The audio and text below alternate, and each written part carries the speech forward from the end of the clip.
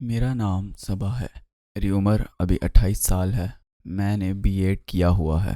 میں اپنے ماں باپ کی لاڈلی بھی بہت تھی۔ اللہ پاک نے مجھے بہت ہی خوبصورت بنایا ہے، اتنا خوبصورت کہ دیکھنے والا حیران رہ جائے، لیکن نصیبوں سے ہار گئی تھی۔ میرے والد صاحب ایک پرائیویٹ ادارے میں جاب کرتے تھے۔ میرے ماں باپ نے میری ہر خواہش پوری کی تھی۔ میں تب بہت خوش تھی۔ میرے والدین مجھے شہزادی کہہ کر بلاتے تھے۔ میں بہت ہنس مکھ لڑکی تھی، مگر اب میری 2 طلاقیں ہو چکی ہیں۔ شہریار میری زندگی میں نہ آتے تو میں کب کی خودکشی کر چکی ہوتی۔ میں ابھی B.Ed کر رہی تھی کہ میری ماں کو میری شادی کی فکر لگ گئی۔ خاندان میں میرے ہم عمر لڑکا نہ ہونے کی وجہ سے میری ماں نے ایک رشتہ کروانے والی کو میرے رشتے کے لیے کہہ رکھا تھا۔ وہ ہر دوسرے دن کسی نہ کسی کو ہمارے گھر میرے رشتے کے لیے لے آتی تھی۔ جو بھی مجھے دیکھتا پہلی نظر میں ہی پسند کر لیتا، کیونکہ میں خوبصورت ہی بہت تھی۔ مگر مجھے ابھی شادی نہیں کرنی تھی۔ میں اپنے ماں باپ کی اکیلی بیٹی تھی اور لاڈلی بھی بہت تھی۔ کوئی بھی رشتہ آتا تو میں خود ہی لڑکے میں کوئی نہ کوئی نقص نکال کر ریجیکٹ کر دیتی۔ میری ماں مجھے اکثر سمجھاتی کہ بیٹا، تمہارے ابو بیمار رہتے ہیں۔ میرے ابو ہارٹ پیشنٹ تھے۔ ایک دفعہ تو انہیں ہارٹ اٹیک بھی ہو چکا تھا۔ بس اسی وجہ سے میری امی میری شادی کے لیے پریشان رہتی تھی۔ مگر میں بھی بہت ضدی تھی۔ میں ابھی پڑھنا چاہتی تھی، کچھ بننا چاہتی تھی، مگر اللہ تعالیٰ کو کچھ اور ہی منظور تھا۔ آخر کب تک ٹال مٹول کرتی رہتی؟ میں نے جیسے ہی B.Ed مکمل کیا، پھر تو میری امی کو اور بھی میری فکر لگ گئی تھی۔ وہ چاہتی تھیں جلدی سے جلدی میری شادی ہو جائے۔ اور پھر ایک دن رشتے والی میرے لیے جمیل کا رشتہ لے کر آئی۔ ان دنوں میرے ابو بیمار بھی بہت تھے۔ لڑکا بینک مینیجر تھا۔ میری ساس نے بھی B.A کیا ہوا تھا۔ جمیل اپنے بہن بھائیوں میں سب سے چھوٹے تھے۔ ان کے والد صاحب تو بچپن میں ہی فوت ہو گئے تھے۔ جمیل کی بہنوں کی بھی شادی ہو چکی تھی اور ایک بڑا بھائی تھا۔ ان کی جاب دوسرے شہر میں تھی، اس لیے وہ بھی اپنی بیگم کے ساتھ دوسرے شہر میں رہتے تھے۔ پڑھی لکھی فیملی تھی۔ انہوں نے بھی مجھے پہلی نظر میں پسند کر لیا۔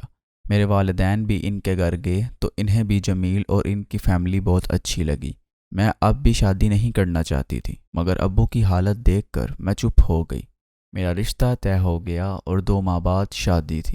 میں اپنے ماں باپ کی اکیلی بیٹی تھی۔ نہ کوئی بہن تھی اور نہ کوئی میرا سگا بھائی تھا۔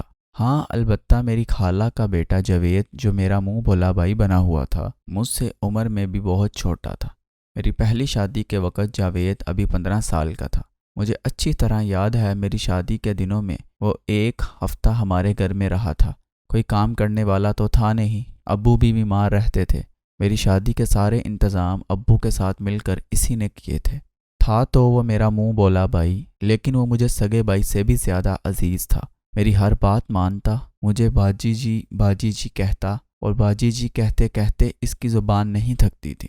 اور پھر میری شادی ہو گئی۔ میں اپنے نئے گھر چلی گئی۔ جمیل بھی بہت اچھے تھے، اور سب سے بڑھ کر یہ کہ میری ساس مجھے میری ماں سے بڑھ کر پیار کرتی تھیں۔ سب کچھ بہت اچھا چل رہا تھا۔ بڑا گھر تھا، گاڑی تھی، سب کچھ تھا۔ جمیل ویسے تو میری ہر بات مانتے تھے، مگر میں جب بھی اپنے لیے موبائل کا کہتی کہ مجھے موبائل لے دیں، مجھے آپ سے اور امی ابو سے بات کرنی ہوتی ہے، لیکن وہ ٹال مٹول کر دیتے۔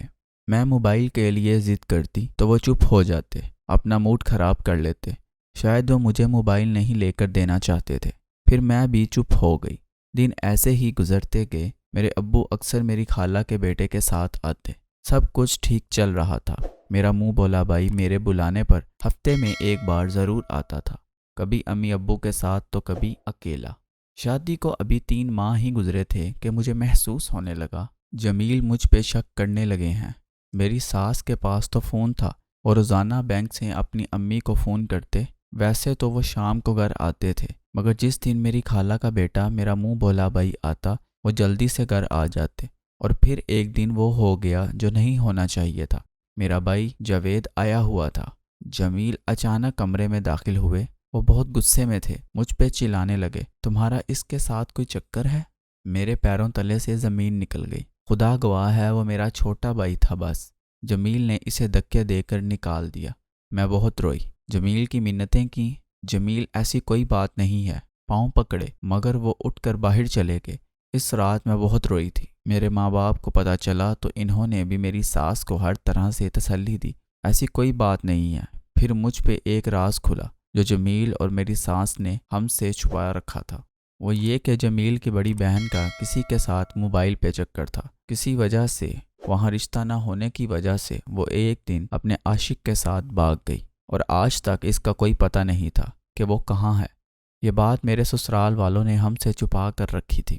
جمیل اب نفسیاتی سے ہونے لگے تھے، مجھ پہ بہت نظر رکھتے، اچانک سے گھر آ جانا، مجھے بازار لے جاتے تو بلا وجہ پیچھے مڑ مڑ کے دیکھتے کہ کوئی ہمارا پیچھا تو نہیں کر رہا۔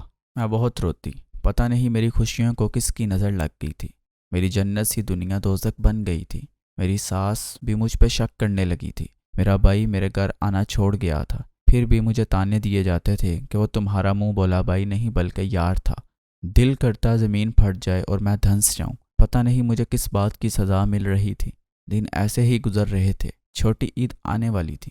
پھر ایک دن اچانک میری خالہ کا بیٹا، میرا چھوٹا بھائی، مجھے عیدی دینے آیا تھا۔ کیونکہ میرا کوئی سگا بھائی تو تھا نہیں، اس لیے امی نے اسے بھیجا تھا۔ امی ابو دونوں بیمار ہیں، اسی لیے نہیں آئے تھے، اور میری دوسرے شہر والی جٹھانی آئی ہوئی تھی۔ نہ جانے اس نے کیا کھیل کھیلا، میرا بھائی تو چلا گیا مگر میرا شوہر میرا دشمن بن گیا۔ جب بہت ظلم سہ لیا تو میرے منہ پر طلاق کے کاغذ پھینک کر گھر سے نکال دیا۔ میں روتے ہوئے گھر آ گئی۔ میرے ماں باپ نے سنا تو وہ بھی بہت روئے۔ سب کچھ اللہ تعالیٰ پہ چھوڑ دیا۔ میں چھپ چھپ کر بہت رویا کرتی تھی۔ 1 سال گزرا تو بابا نے کہا بیٹی اپنا گھر بسا لو۔ میں چپ رہی۔ اس بار میرا رشتہ میرے دور کے عزیز جو گاؤں میں رہتے تھے، ہمارے گھر آنا جانا بھی بہت کم تھا، وہاں ہوا۔ سادگی سے نکاح ہوا اور وہ مجھے لے گئے۔ وہ رات مجھے آج بھی یاد ہے۔ میرا دوسرا شوہر اس کو نہ جانے کیسے دوڑے پڑتے تھے۔ جب بھی اسے دوڑا پڑتا وہ گھر کے برتن سامان سب کچھ توڑنے لگتا اور مجھے بھی بلا وجہ مارتا تھا۔ وہ مجھے بالوں سے پکڑتا، مجھے دیوار کے ساتھ ٹکرا دیتا۔ میں چیخ چیخ کر روتی۔ سب دوڑے چلے آتے، میرے سر سے خون بہہ رہا ہوتا اور میرا شوہر زمین پر پڑا کانپ رہا تھا۔ میرے سسر سامنے ہاتھ جوڑے بیٹی معاف کر دو، ہم نے تم کو بتایا نہیں تھا۔ میں کیا کہہ سکتی تھی؟ میں چپ ہو گئی۔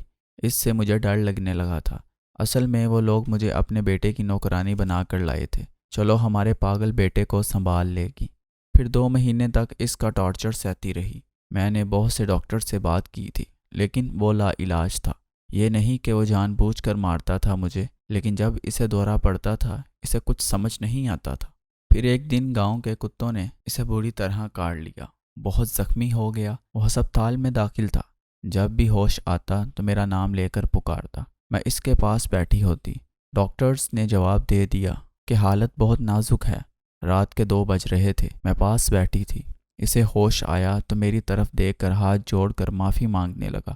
وہ مجھ سے کہنے لگا میں تمہاری زندگی برباد نہیں کر سکتا۔ میں نے تم پر بھی بہت ظلم کیے ہیں، مجھے معاف کر دینا۔ اور میں یہ سب جان کر نہیں کرتا تھا۔ میری دماغی حالت ہی کچھ ایسے ہو جاتی تھی۔ مجھے پتہ ہے میں اب نہیں بچنے والا۔ میرے مرنے کے بعد پتہ نہیں میرے گھر والے تمہارے ساتھ کیسا سلوک کریں گے، اس لیے میں تمہیں آزاد کرتا ہوں۔ اور مجھے طلاق دے دی۔ میں چیخ چیخ کر رونے لگی۔ یہ میرے ساتھ کیا ہو رہا تھا؟ مجھے دوسری دفعہ بھی طلاق ہو گئی۔ میں پھر امی ابو کے گھر آ گئی اور 1 ہفتے بعد میرا دوسرا شوہر بھی فوت ہو گیا۔ میں دھاڑے مار مار کر روئی۔ میں خود کو بد نصیب سمجھنے لگی۔ اب لوگ مجھے بہت بری نگاہ سے دیکھتے ہیں۔ پھر ایک اور قیامت آ پڑی۔ میرے ابو کو ہارٹ اٹیک ہوا اور وہ بھی ہمیں اکیلا چھوڑ گئے۔ میری ماں اور میں اکیلے رہ گئے تھے۔ ہم ساری رات روتے۔ میرا چھوٹا بھائی بھی بہت رویا۔ گھر کے حالات بہت خراب ہونے لگے۔ کوئی کمانے والا تو تھا نہیں۔ میرے چھوٹے بھائی نے ہمارا بہت ساتھ دیا۔ ہمارے گھر کا سارا خرچہ اسی پہ تھا۔ میری خالہ ایک امیر فیملی میں بیاہی تھیں۔ خالو بھی بہت اچھے تھے۔ ابو کے چلے جانے کے بعد ان سب نے ہمارا بہت خیال رکھا۔ پھر مجھے بھی مجبوراً پرائیویٹ اسکول میں جاب کرنی پڑی۔ ایک دن میں بس کے انتظار میں کھڑی تھی کہ میری ایک دوست نے مجھے دیکھ لیا۔ اس نے مجھے دیکھا تو گاڑی میں مجھے لفٹ دی۔ مجھے دیکھ کر کہنے لگی یہ کیا حال بنا رکھا ہے تم نے؟ تم تو شہزادی تھی۔ شہزادی؟ میں نہ چاہتے ہوئے بھی پھوٹ پھوٹ کر رونے لگی اور اپنی سب آپ بیتی اسے بتائی۔ اسے بھی بہت دکھ ہوا۔ پھر وہ مجھے اچانک کہنے لگی تمہیں یاد ہے میں اپنے ماں باپ کے ساتھ اپنے بھائی کا رشتہ بھی لے کر آئی تھی تمہارے لیے، مگر اس وقت کسی وجہ سے تمہارے گھر والوں نے انکار کر دیا تھا۔ مجھے کچھ بھی یاد نہیں تھا، بس میں روتی جا رہی تھی اور کہتی میں بہت بد نصیب ہوں وہ مجھے بار بار اپنے سینے سے لگا رہی تھی، پھر کہنے لگی سب کچھ ٹھیک ہو جائے گا، بس تم اللہ تعالیٰ پر بھروسہ رکھو۔ میں اس دن سکول نہیں گئی تھی اور نہ ہی وہ اپنی جاب پہ گئی، میں سارا دن اسی کے ساتھ گزارا۔ سب کچھ سننے کے بعد کہنے لگی تمہیں ایک بات بتاؤں، میرے جس بھائی کا تمہارے لیے رشتہ آیا تھا، تمہیں دیکھنے کے بعد اس نے ہماری لاکھ کوشش کے بعد شادی نہیں کی۔ بھائی کو تم سے عشق ہو گیا تھا، وہ صرف تم سے شادی کرنا چاہتا تھا، اگر تم کہو تو میں بات کروں۔ میں روتے ہوئے کہنے لگی میں بہت بد نصیب ہوں، میں پھر سے طلاق کا صدمہ برداشت نہیں کر سکتی۔ وہ کہنے لگی پاگل، ایسے نہیں کہتے، میرا بھائی آج تک تمہاری یادوں میں کھویا رہتا ہے، پتہ ہے وہ تمہاری تصویر بھی آج تک اس نے اپنے پاس رکھی ہوئی ہے، بس ایک بار تم مان جاؤ۔ بھائی کو سمجھانا میرا کام ہے۔ وہ میرے ساتھ میرے گھر آئی، امی سے بھی بات کی، امی بھی بہت روئیں۔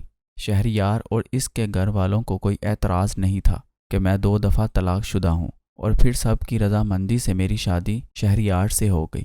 شہریار سچ میں بہت اچھے شوہر ثابت ہوئے، بہت ہی پیار کرنے والے، مجھے اکثر کہتے تھے بہت پیار کرتا ہوں تم سے، تم نہ ملتی تو ساری زندگی تمہاری تصویر ایسے ہی سینے سے لگائے گزار دیتا۔ کبھی میں چپ ہو جاؤں تو مجھے باہر گھمانے لے جاتے ہیں، کہتے ہیں خدا کے لیے اپنی پچھلی زندگی ایک حادثہ سمجھ کر بھول جاؤ۔ میری زندگی پھر سے جنت بن گئی ہے۔ میری ماں اب میرے ساتھ رہتی ہیں، میرا بھائی بھی روزانہ آتا ہے ملنے، جس دن نہ آئے تو شہریار مجھے خود اس کے گھر لے جاتے ہیں۔ اللہ پاک نے مجھے ایک بیٹا دیا ہے۔ ہم سب عمرے پہ گئے تھے، میں آج ہی عمرے سے واپس آئی ہوں، میں اپنے گھر میں بہت خوش ہوں، بس ابو بہت یاد آتے ہیں، آج زندہ ہوتے تو وہ بھی بہت خوش ہوتے۔ میں پیغام دینا چاہتی ہوں ان لڑکیوں کو جو حالات سے تنگ آ کر خود کو بد نصیب سمجھتی ہیں، کوئی بھی بد نصیب نہیں ہوتا، اللہ تعالیٰ کے ہر فیصلے میں کوئی نہ کوئی حکمت چھپی ہوتی ہے۔ اور ہاں، مرد ذات کو اتنا ہی کہوں گی، کسی کی بیٹی کو ایسے نہ بھگا کر لے جاؤ، ہو سکتا ہے کل کو تمہاری بیٹی بھی کسی اور کے ساتھ بھاگ جائے اور تم جمیل کی طرح نفسیاتی بن جاؤ۔ خدا سے ڈرو، اس کی لاٹھی بے آواز ہے۔ اور آخری بات، طلاق والی لڑکی ضروری نہیں کہ بد کردار ہو، میری طرح حالات کی ماری بھی ہو سکتی ہے۔ کسی کا سہارا بن کر دیکھو، اللہ تعالیٰ کی رحمتیں بارش کی طرح برسیں گی تم پہ۔